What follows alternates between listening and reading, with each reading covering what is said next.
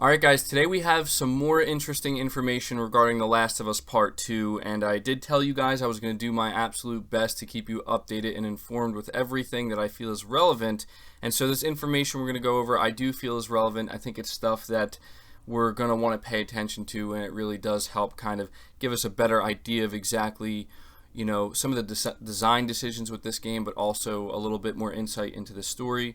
And so we're going to go over a few different things here. Hopefully you do find this video helpful or informative.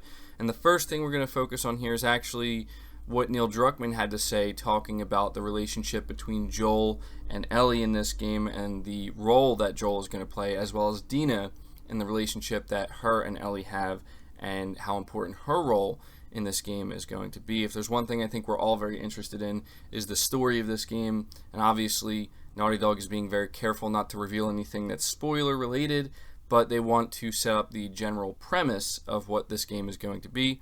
So when Neil Druckmann was asked about it, I believe this is courtesy of IGN during the media event, they got a chance to sit down with Neil and talk to him.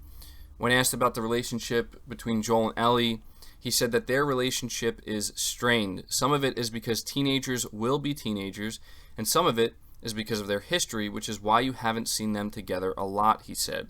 So much of The Last of Us is about this duo and their dynamic and how they are together, how they play together. I will say Joel plays a major part of this game. So that's really good to hear. A lot of people have been concerned at whether or not Joel's going to be a significant part within this game, if he's going to have a big role, and it's pretty clear that he's going to be a very vital part of the story that's going to be told in part 2, and that gets me incredibly excited because I really like Joel as a character, and I can't imagine a sequel to The Last of Us without Joel playing a big role in it. So definitely some good news. It's also interesting to hear that the relationship is strained. I guess we're going to find out as we get closer to launch and we get more information revealed just how strained that relationship is and what it's ultimately going to mean for the game. But he also went on to talk a little bit about Dina and the role that she's going to play in the relationship that she has with Ellie. So he says that Dina lived in Jackson before Ellie moved in at the end of the first game. Once Ellie moves into Jackson, we're picking up the story years later.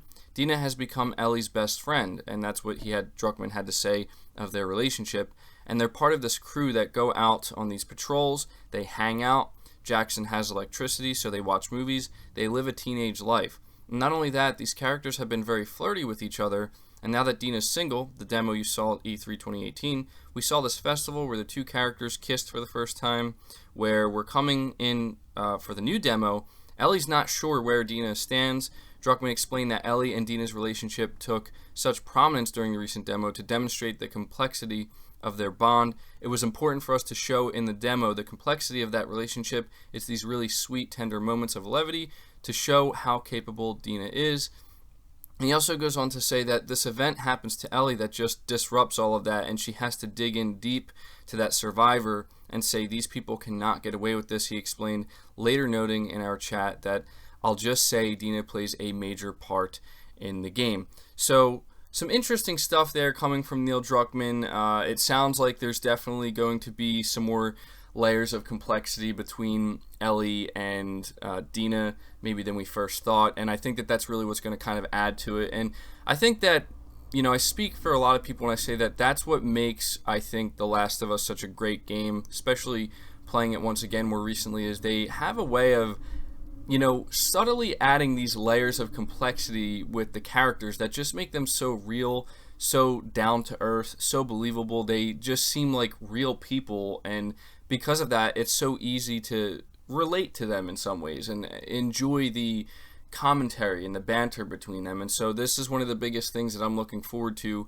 honestly, when it comes to The Last of Us Part 2, and I think that that's what a lot of other people are very excited for as well. So it's good to hear that Joel's going to play a big role. It's also very good to hear that Dina is going to play a very important role, because we know that there is going to be a relationship there between them, and it's going to be really important for, if this game is going to hit as hard as seemingly Naughty Dog wants it to, they're going to have to do a really good job in making sure that that relationship feels genuine, making sure it feels like it has actual layers of complexity, and I have no doubt they're going to do a phenomenal job with that. So moving on from that, We're also going to be talking about why Naughty Dog decided not to make this game open world. And this has actually been a big point of, I don't want to say controversy because it's not that serious, but there are people who have been making it seem like for some reason it's a bad thing. Not a lot of people, but a few that are like wondering, why isn't Naughty Dog making an open world? Why isn't The Last of Us Part 2 an open world game? And you see a lot of people kind of going on the defense saying it doesn't need to be. Now, I will say before going over this information that I fully agree. Not every game, just like when we talk about with multiplayer, not every game needs to be open world either. You know what I mean? It really depends on the design decisions, what the vision of the game is, whether open world feels like it's truly a fit for the game or whether it feels like it's kind of just being, shoved in there for the sake of saying it can, be open world. But Neil Druckmann, what he had to say about this is, we didn't set out to make the biggest game we've ever done. We set out to tell this really ambitious story that became the biggest game we've ever done. And that's why we took as long as we have. Druckmann told me after my recent hands-on time with The Last of Us Part 2, the story we laid out for 4 years ago is really complex, has a large cast of characters. The core of it is simple, but where it goes and the twists and turns are complex, he said. We needed more time for cinematics, we needed more locations, we needed more types of enemies, so the scope of it kept growing. And he also goes on to say, it's not padded. It has that pacing of the first game. You're going on this crazy, emotional, harrowing roller coaster ride that has these highs of tension and the slower, more provocative, thoughtful moments. Those kind of events are sprinkled throughout the entire game, Druckmann said, pointing to the quiet, funny conversations between Dina and Ellie I saw during my demo.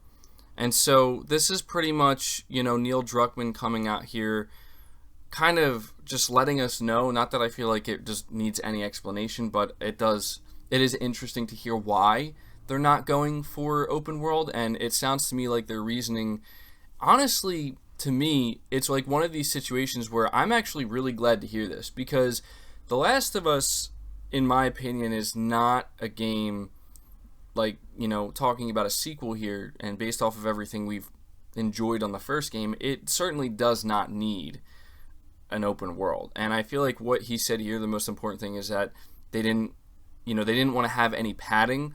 I think that's really commendable, honestly, because to me it sounds like if this is going to be their biggest game and their largest game that they've ever made, and you hear just how big the scope of it is, right? It sounds like every moment in this game is going to feel significant. Even the moments of quiet and downtime, he talks about the pacing of the game. I feel like this is very crucial when we talk about The Last of Us Part 2, and I think it's actually really good that he came out here and addressed this and talked about it, because one of the things that I think we can all agree on that made The Last of Us 1 so great is the pacing of the game and how it was just so well done, where there were these slower, more quiet moments, but with that it felt perfect, right? Like it felt like you needed those moments. You need those moments in any story that's being told in order to make those bigger moments really have more of an impact. And it's all about how you form your pacing, whether it's on track, whether it's getting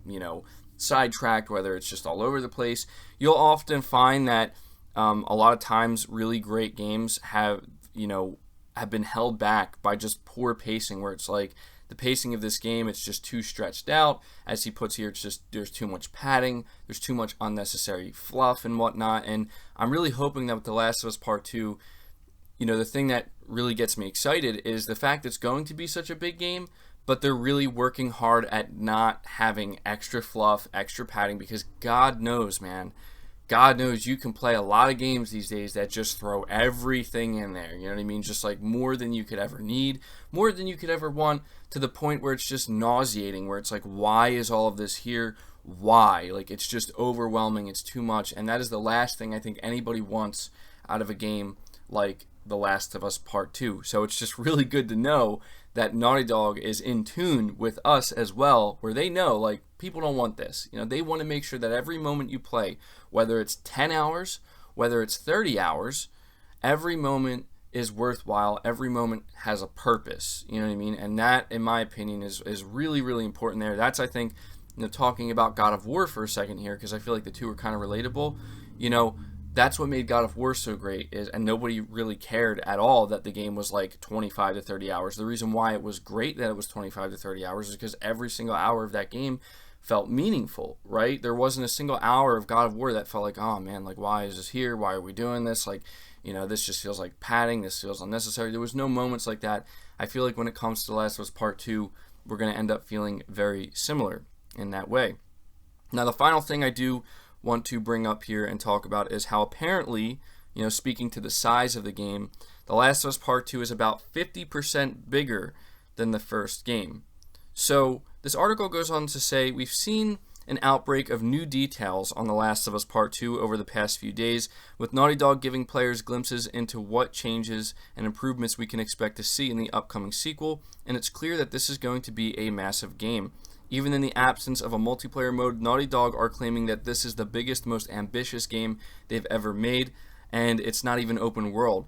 But exactly how big is big? Speaking in an interview with Gamer Braves, The Last of Us Part 2 co-writer Haley Gross touched on the topic, mentioning that it's going to be roughly 50% bigger than the first game, but that it's bigger in terms of more than just length and the size of the levels. The game, I think, we're saying is about 50% bigger, she said, but it is massive, not just in length, but like all of our levels are bigger and wider. We have more cinematics, we have more characters, we have more animations, we have larger melee systems. In every way, the game is bigger and better. And so it goes on to say here that The Last of Us was roughly 15 to 20 hour game. I think that's being a little bit generous. I mean, I think more realistically, it's probably anywhere between like 10 to 15 maybe, but that's just based off of like my playthrough time anyway. But it says Part 2 is probably going to be a 25 to 30 hour long game. That said, the technology that's powering the game behind the scenes is probably going to be very taxing, because at retail, The Last of Us 2 is going to ship on 2 Blu-ray discs. So yeah, I thought that this was also some really interesting information we needed to put out here, where the game is going to be about 50% bigger. And this is where I feel like people, we have a tendency to focus on these things that I don't think are important, where I've always been of the mindset, like, it doesn't matter how long a game is, right? Like, The Last of Us, I completed in a pretty short period of time, but it wasn't even a question to me, like, how long the game was. It was the experience, right? Like, games do not need to be long to feel impactful or to have an impact. But at the same time, what's really phenomenal is when a game can actually be that long, 25, 30 hours, just like we were talking about, and every moment of it feels impactful. That is an incredibly, incredibly difficult thing to achieve with a video game. I feel like that right there is truly what separates the medium of video games from every other piece of entertainment, from movies or something, right? Like, could you picture yourself watching a movie for, that's like 20 hours long? I mean, technically, I guess when you look at TV shows, they're kind of broken up in that way, but this is where, when you think about the mix of gameplay, when you think about story pace and characters, everything they're talking here, how big are the levels? Is it open world? Is it not open world? How much extra stuff in there can you do just for the sake of doing it, versus how much stuff is there to really enhance the game? When you think about the greatest games we've ever played, you'll find that everything feels meaningful. Almost everything has a purpose. You know what I mean? And so all of this I'm hearing about The Last of Us Part 2, talking about the story, Joel's role, Dina's role, the characters, the complexity of the characters, and how this is their biggest and most ambitious game. Overall, it just has me incredibly excited. And I don't mean to sound like a broken record, but, as somebody who played the first game and I'm playing it through again, you just realize that, like, everything they're striving for here, it sounds like more than I could have expected, more than I could have asked for, and I am just so freaking excited to finally be able to talk about this game more and get all this information. And so that's going to do it for the video, guys. We're probably going to continue talking about The Last of Us Part 2 going forward, but I think I got the majority of all of the important information that's come out. I'm sure we're going to get even more going forward. We know that this is the start of the marketing machine that's going to, be pushing forward until February 21st. So anytime we get more information or more relevant news, I will be sure to cover it here. And again, we're going to continue to talk about it. I am going to try to start talking about some other things as well. There are some other videos I do want to make, some other stuff we do have to talk about. But if you did enjoy this video or you found it informative, be sure to leave it a like. You guys have been showing me incredible support lately, and it does not go unnoticed, and I just want to let you know how appreciated it is, you know, from me. It doesn't go unnoticed. It means a lot. So yeah, leave the video a like if you enjoyed it. Subscribe to the channel if you're new. Leave your thoughts down below. Be sure to hit the bell notification icon so you never miss an upload, and feel free to share this video out on top of all that. But until next time, guys, take care.